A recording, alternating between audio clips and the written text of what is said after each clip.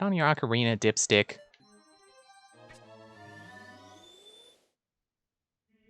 With silver hands and gold feet, let's return to the Spirit Temple. Welcome back for more Ocarina of Time. We're gonna do exactly what I just said before the intro. I don't know what I'm saying. The boy was gone, so we get to use the silver gauntlets ourselves. Actually, I quite like how they look on Link with his green tunic. Not with the hover boots, though. I just did that for the sand. Just push this big old block out of the way. Hopefully there's some place to actually put it once we push it out of the way. You ever think about that? The fact that, you know, you could just push this block, but there's no guaranteeing it would push it anywhere where you could get past. But luckily, there's a big old gap there to fall in for it, so it's convenient, I guess. Let's get the BMOs out of here. No one likes you! Man, those guys are a pain in the 2D games. I think in most of them, you can't destroy the BMOs. At least in Link to the Past, I'm pretty sure. So that's pretty obnoxious. Oh, there's a Zelda game I forgot to mention last time. Four Swords Adventures. And also Four Swords by, you know, extension. Which, I haven't really played much of Four Swords. You know, the non-Adventures one. I think it's a pretty fun game. I'd probably put it below A Link to the Past, or maybe slightly above it. I don't know. Yeah, I should probably play it again to really have some feelings on it. Put the bow back on. No, I'll probably need the Lens of Truth later. Put that on. Put the bow back on.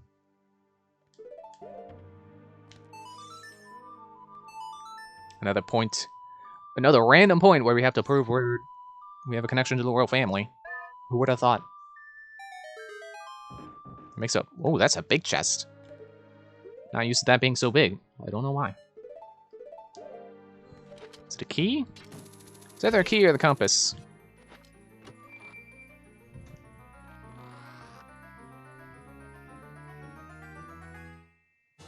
The compass. Lame. Yeah, Four Swords Adventures. I think I would put that right below A Link Between Worlds. That is a really good 2D Zelda game. You know, and it's a multiplayer game that manages to still be fun when you play it by yourself, and I really respect that about it. Get this silver whoopee, man. Ow. Hit the boulder. Okay, well, at least got a fairy. I should have got more potions. I think you're actually supposed to use the hover boots to get that. Though, maybe with clever hookshotting, you can reach that, I believe. If randomizers have taught me anything. Ow. Ow. I just hit all the boulders, why don't I? Well, better hitting boulders than hitting boulder. That guy hurts.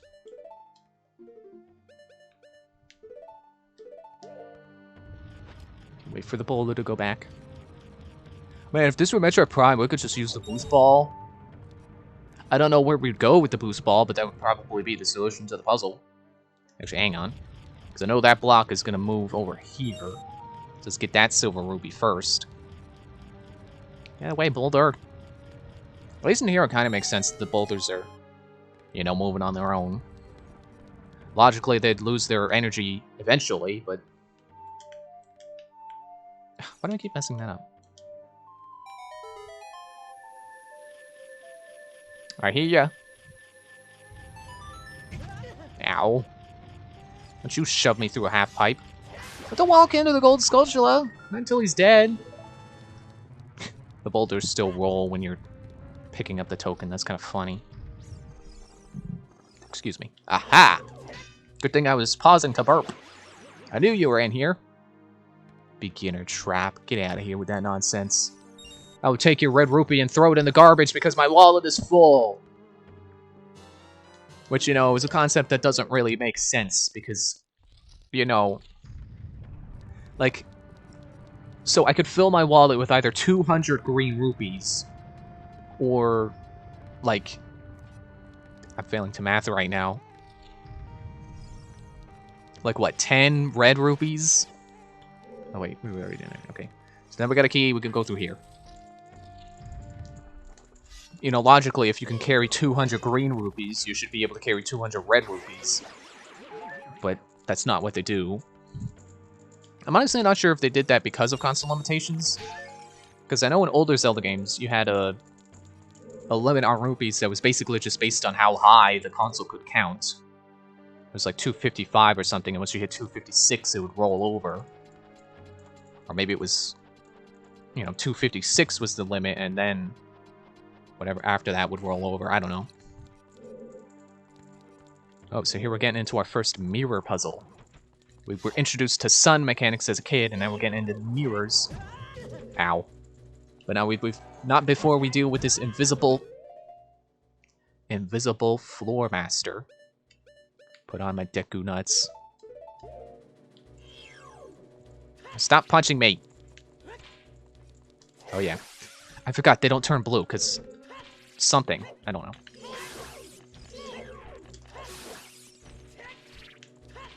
Just making sure. I think they're kind enough to drop a bunch of magic. So that's pretty neat. And it reminds me of how, you know, Majora's Mask 3D.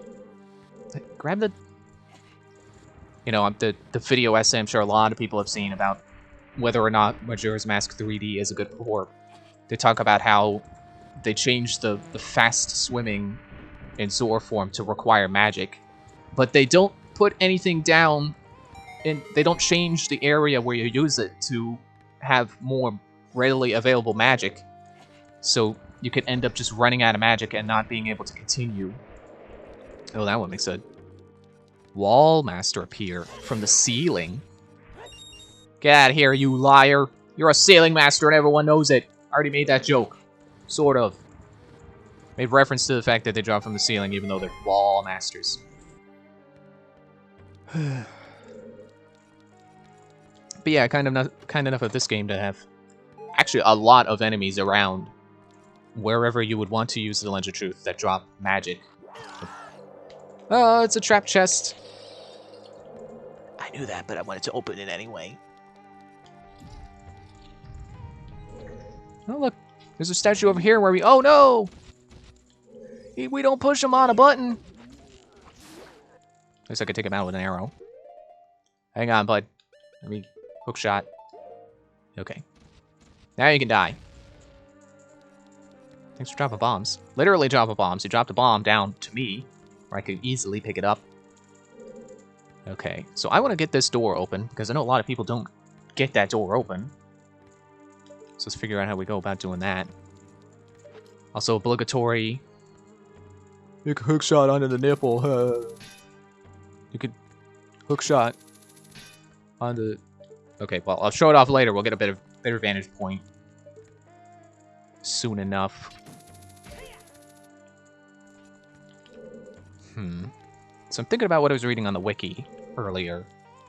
And I know it says that the child side of the dungeon, time for the hover boots, utilizes mechanics that we've learned along the way through the kid dungeons. Ooh, just barely. Oh, now look at this. It's a rusty button. Now we need the Megaton hammer. The Megaton hammer. I'm pretty sure it's Megaton. You gotta stop saying Megaton. But yeah, it utilized, you know, Deku stick puzzles for lighting torches. If you can even call that a puzzle. It had, dude. Like I pointed out, it had that one boomerang thing that we saw in Jabu Jabu's belly. I'm not actually sure if it had anything that we saw specifically in Dodongo's cavern. So that's mildly interesting. Get the hook shot on, take the butter shoes off. Can I hook there from here? Yes. If I aim right. Oh. Well, even if I aim wrong, apparently. Are you a key? You are a key. Can I do it from here? I know it's possible. There we go. I'm sure you believed me that you could do that, but I had to do it from me. I had to be sure I showed it off, so the people who don't believe will now have to believe. And if they still don't believe, then that's their problem. So there's a bunch of blocks in here. Although I say that before we even see the other ones, but yeah. Push this one out of the way, there's another one. There's a second one. And in Master Quest, you actually have to come through here. I think this is actually how you're supposed to get to the center of the dungeon. You know, the Colossus statue behind another Colossus statue, interestingly enough. I think it's, you know, you blow up some stuff, collect some silver rupees, and then like a hookshot target appears up here or something. Or the platform, there's like a something that blocks your way up here that disappears or something. And then you gotta like shoot some eyeball targets on the wall. On the walls to the pits where these blocks would go if it weren't Master Quest, which we're seeing right now.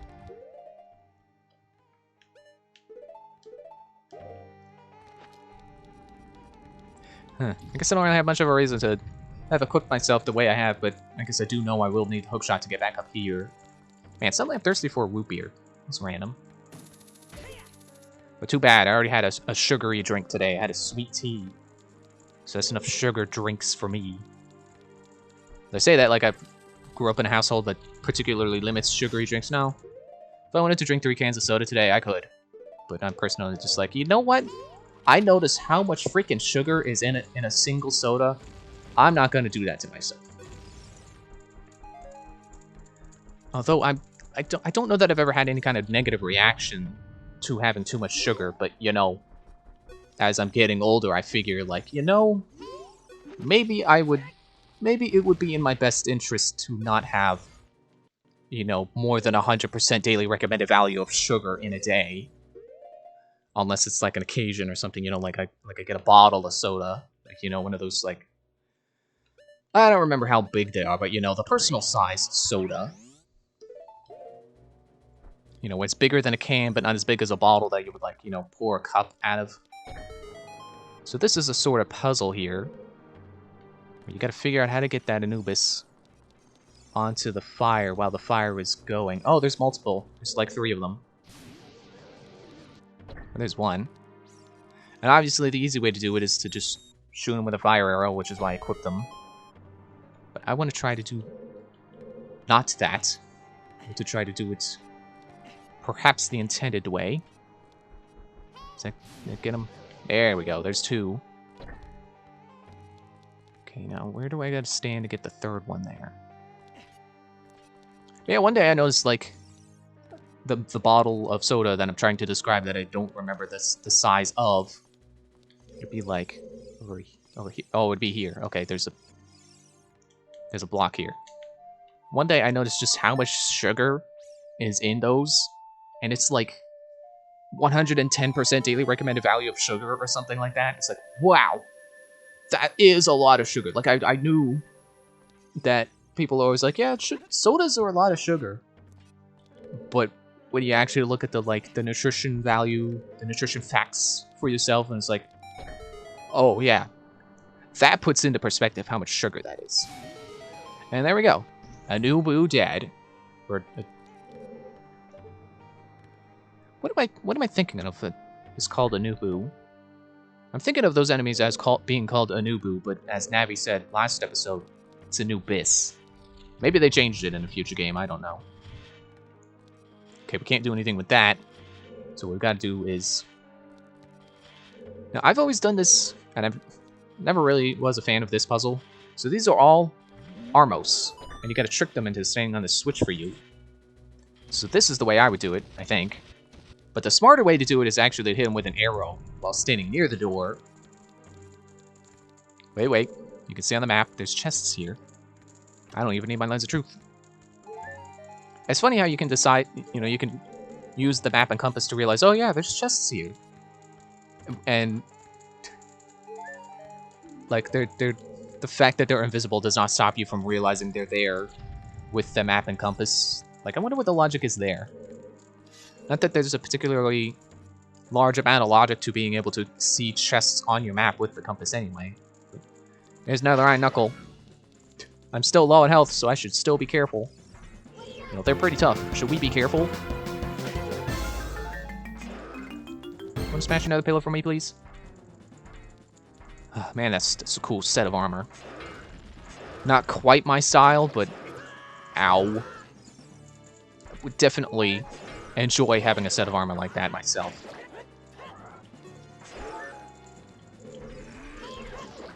So it definitely begs the question, are these monsters that are shaped like Gerudo? And she's dead. Cool.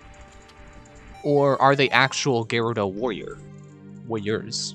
Because they do, you know, burn into blue flames when they die, so I think that's, you know, pretty reason enough to assume that they're monsters created by Ganondorf.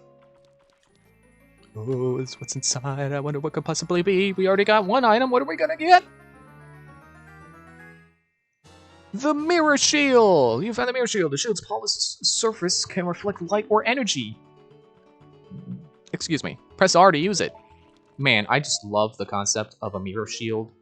Being able to use your shield to magically reflect attacks back at people. I love that. I actually have a character in a setting where, you know, it's mildly based off of Ruby, but honestly in a more, what's the word? You know, in a more mean-spirited way, like, not like, man, I really like Ruby, I want to make a world like it. More like a, I like Ruby, but I think it's bad. I kind of like it, but, you know, I think I could do better. Honestly, that was the train of thought when I'm creating that world. There's no reason to kill these guys, I just want to do it. While I ramble about my character and the setting. So in that setting, every character has their own unique spell that they can cast without really, like, you know, necessarily knowing how. Don't step on the button, I don't need that cutscene. And the main character's power is Reflect, so she can cast Reflect on whatever she wants, like herself or her shield. Put that away. And it's basically, I have it working where it basically just works like the Mirror Shield, where it can absorb attacks, like magic attacks, and then store them, and when you're ready to, you release it as its own, you know, as like, you know, you get hit with like 3 level 1 fires, and then you can release it as a level 3 fire, basically. I think it's a fun concept, but, you know, I'm not really able to utilize that concept in any meaningful form, so it's kind of just a cool idea that's in my head. I'd like to be able to turn it into like a comic series one day, but I need to learn how to make comics. I need to get good enough at art to make comics that people would want to read. I haven't been drawing in a while, I should get back to that. So this room... Oh, hey, there's a guy up there. Should probably kill him. This room can be a little tricky, but actually, you can skip it. Because you can hookshot these walls. Just climb on up. Let me get rid of these BMOs, and I'll do it the quote-unquote right way. I'll do it... I'm actually not even sure if this is the developer intended way. Because... Oh, look, there's a hookshot spot right up there. So maybe they do mean for you to hookshot. But it's perfectly... It's perfectly possible to do it without the hookshot. It's just a little tightly timed. It's already missed the window of opportunity on these 2 moving walls. Also, don't be between walls. When they shift, you will fall. Because you get on this one, and you get on the next one. Ow! Okay. Well, let me just save some time and just hookshot back to the middle there. But it is possible. Anything's possible with possible. There. And then obviously you can't stay on those while they're, you know, getting ready to loop back on themselves, because then you'll get shoved into the spikes, and that's not good. Here's another use of the... Here's another me messing up Zelda's Lullaby. Here's another spot where you use Zelda's Lullaby. I think in Master Quest, this room is actually completely optional. And if I'm remembering correctly, I read on the wiki that they put a club moblin in here. You know, the guy that's like right before the Forest Temple that has that big old club? Finally show this off. Oh man, that is such a nicer way to kill them. Because you don't have to wait for the invincibility frames. Actually, can I You can flip it back over. There's also like blocks in here that are like there's spots around here you gotta play specific songs to make a gold Skulltula accessible. But we don't need to do that. This is not Master Quest, so this room is not optional. We need to get that boss key. You can see fake doors. Let's blow them all up. Let's see what happens. Screw you and your fake doors. Whatever your name was from that Rick and Morty bit that ran the fake door store. Pretty sure he doesn't sell these kinds of fake doors. Real fake doors.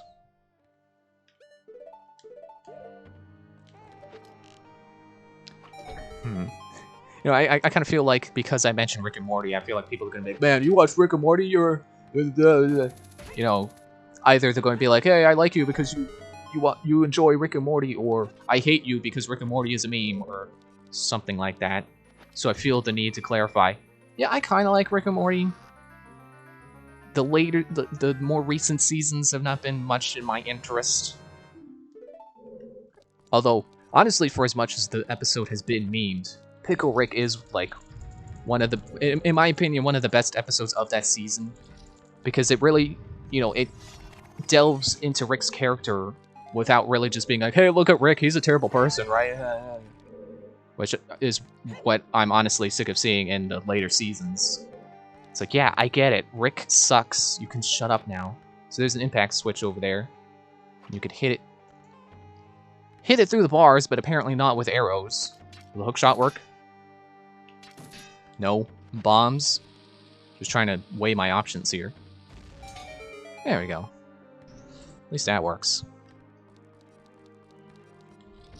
But yeah, I think that's a fun episode because, you know, it shows Rick's resourcefulness and ferocity, I guess, you know, his ability to kick butt in battle. And it also shows, like, oh yeah, he's willing to turn himself into a pickle to avoid doing things with his family. So it, you know, it gets into his character without shoving it in your face how awful he is, you know? Not like Revengeancers. I hate that episode, honestly. And I don't think I've ever seen... I don't think I've seen much of the seasons after that. I think there's currently an ongoing one. Oh yeah, look at these guys. This white bubble. Aim for it when it stops. These guys are hilarious. Look at that. They just randomly fly around the room spinning. It's hilarious. These are guys I was thinking of the last time we saw... Or, well, maybe not the last time I saw Bubbles, but the last time I really pointed out that Bubbles exist. It's like, man, Bubbles are crazy. Yeah, these are the guys I had in mind. Because I had gotten to that part in Tim's 3-heart run. 3-heart run Let's Play. I don't think I have to specify the Let's Play. I'm sure you got what it meant.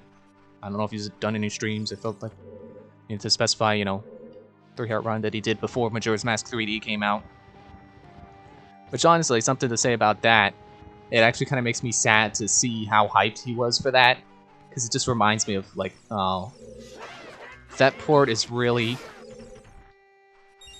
I really don't think that's a good port, honestly. I think that's an awful port, and it's really a disservice to fans of that game, how much it changes without reason. So hearing Tim get so excited about its existence is like, aw. He deserved a better port. You know, someone who gets so excited about just the idea of it deserved a better port than what we got.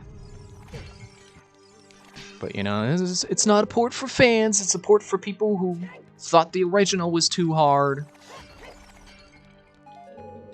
And that's all well and good, you know, I'm fine with, you know, options for people who aren't, I don't want to say aren't as good at games, but you know what I mean. You know, I'm okay with games adding lower difficulty settings. I would be super happy if Dark Souls added an easy mode, because I like Dark Souls. Which is what I was trying to get into with the first Iron Knuckle battle with Young Link. Like, a Zelda game that plays like Dark Souls, but isn't as, like, brutally, punishingly, almost sometimes feeling unfair difficulty. That would be awesome. So I think we're supposed to be able to target the face and learn something about that. I'm kind of on autopilot mode. Sorry, I meant to not be autopiloting through this.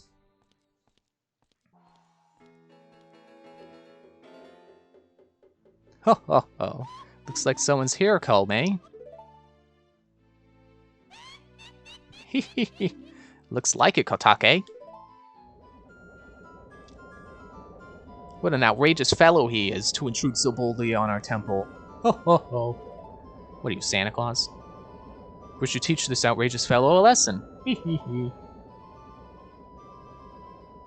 Oh, loyal minion.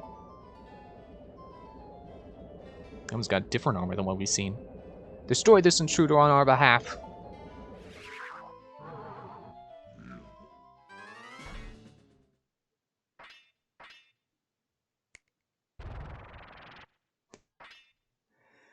Again, isn't it so great that Ocarina of Time has its own subversive moments in it? Like, you wouldn't think 5th game would be like, or at least for a series as big as the Zelda series, you wouldn't think the 5th game would be where it starts making fun of itself.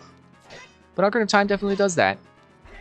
It makes fun of itself for having 3 Iron Knuckle fights in the same dungeon, or having the 3rd one be, you know, have a kind of funny intro. Okay, I need you to smash some hearts open. Or smash pillars to get hearts. Thank you. And then the armor falls off and the helmet fell off too!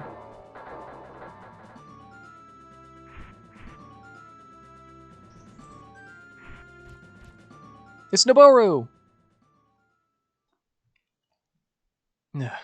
Where am I? Well, well. Looks like she's back to normal, Colme. She's just a little girl, but she commands a lot of respect among the Gerudo, Kotake. Maybe we should make her work for the great Ganondorf for a little while longer. Ho ho ho. Then we should brainwash her again. Hee hee hee. For some reason, they decided this cutscene should be in, you know, on the title screen when you just let it, you know, let the title screen sequence play out. I have no idea why they thought that was a good idea. Because this is a... I mean, I guess they don't necessarily spoil it, but... I don't know why they thought they should spoil it. Okay, now what train of thought was I on before we got into all this? I guess I'll have to remember while we, you know, while we go through this opening cutscene here. This boss fight intro.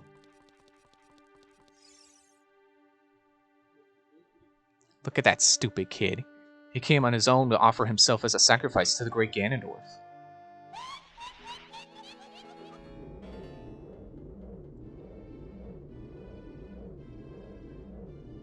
With my flame, I will burn him to the bone! Why is that centered?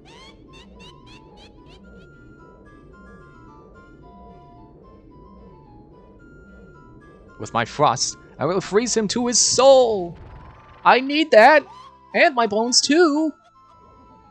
Well, I guess you said burn me to my bones, not burn my bones.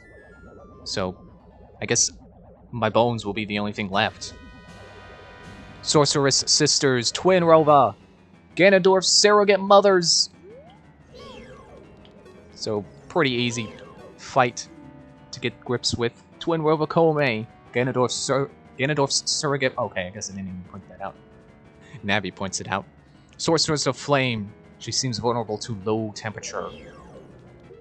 Now, you may be wondering, oh, well, you know, we got fire arrows, we got ice arrows. Why don't we try using those? To which I say, good train of thought. Switch the... Yep, there we go. Unfortunately, they don't do anything. Okay, put the sword away. Put the sword away. And of course, you gotta use the dungeon item. So what you gotta do is stand someplace where you can see both of them and reflect one's beam into the other. Definitely don't use Z targeting for this because it's actually kind of slow. And can also... okay, well, never mind. Maybe do use it sometimes. But you can also end up getting hurt by the beam. You know, just from Z targeting, make you turn...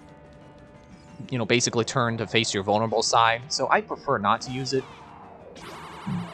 Excuse me. Oh, great. Now I'm just failing with my preferred method here. There we go. Okay, I'm trying to remember what train of thought I was on before getting into all this. Yeah, Majora's Mask 3D, honestly, for as much as I like when they give, you know, easier options for people who need them, Majora's Mask 3D really goes overboard and throws out a lot of things that made the game great to begin with, which I think is just a really disrespectful thing to do to the game. Okay, let's get serious now, Kotake. Oh, okay, Kome. Kotake and Kome's double dynamite attack! Oh no, she's hot! Or they're hot? I don't know. Confusing situation to be in. Glad it's not real. No, put the sword away! No! You still need the mirror shield. Like, the perfect example of why I think Majora's Mask 3D is a bad port is the bosses. They absolutely did not need to change those boss fights. And honestly, if you get stuck on those fights, that's really your fault. Because they're pretty straightforward. You can hear me trying not to be so angry in my voice, but... What? What in... Was that the wrong color? Oh, okay. So you gotta build up 3 charges and unleash it. Like I was saying before with my character who can cast Reflect. But yeah, like the first boss. Odawa, I think it was. Nope, don't hit the... Okay. Huh. I could have sworn getting a wrong combination, like, directly hurt you. But no, it basically just acts like you didn't block it at all, and you lose your charges.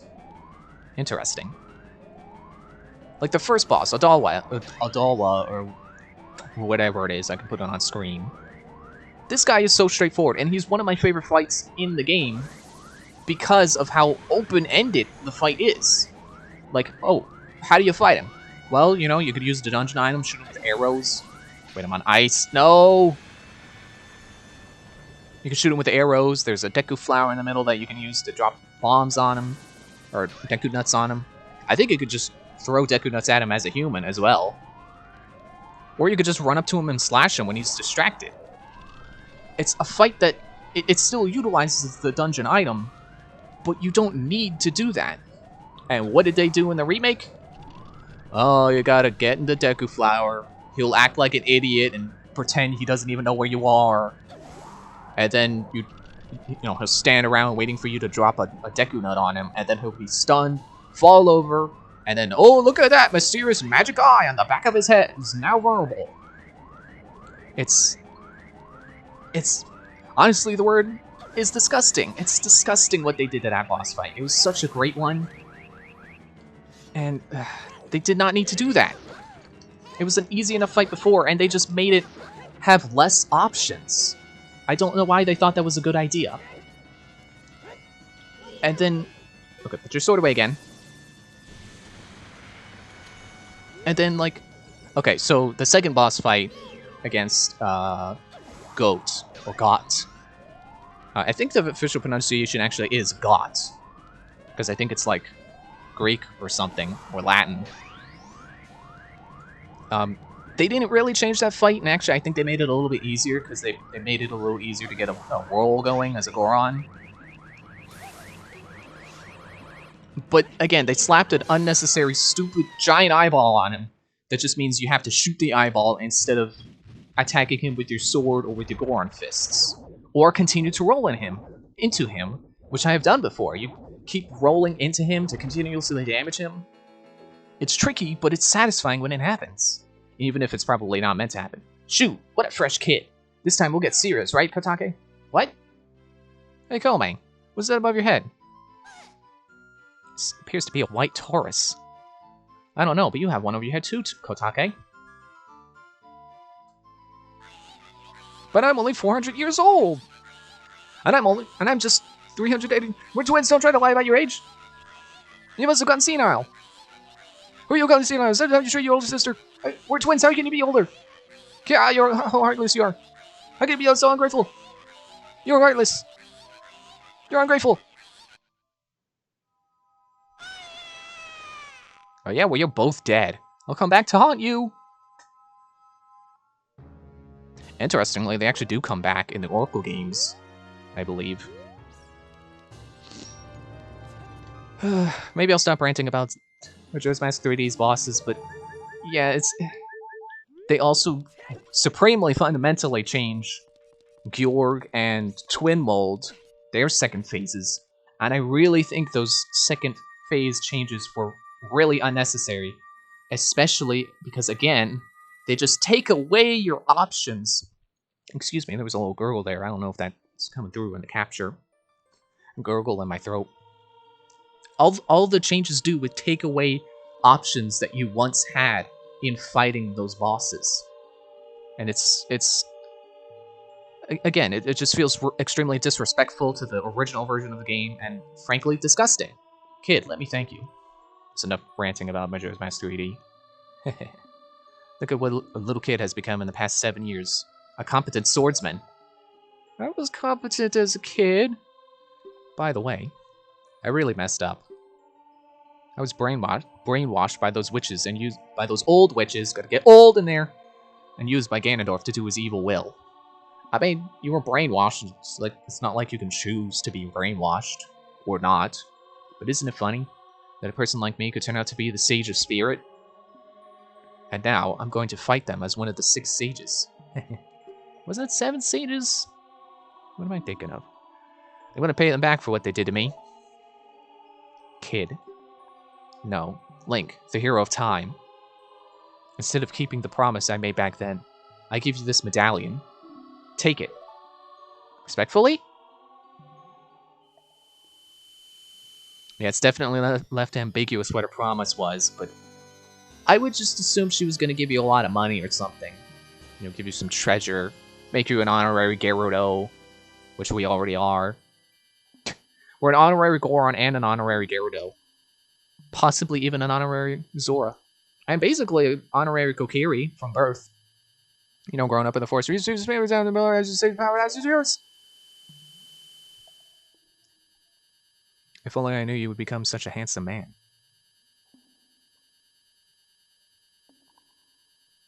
I should have kept the promise I made back then. But you made it to a child, so like you can't be presumptuous on what this means.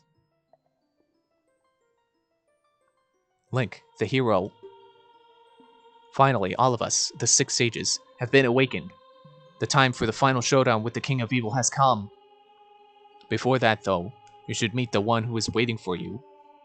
The one who is waiting for you at the Temple of Time.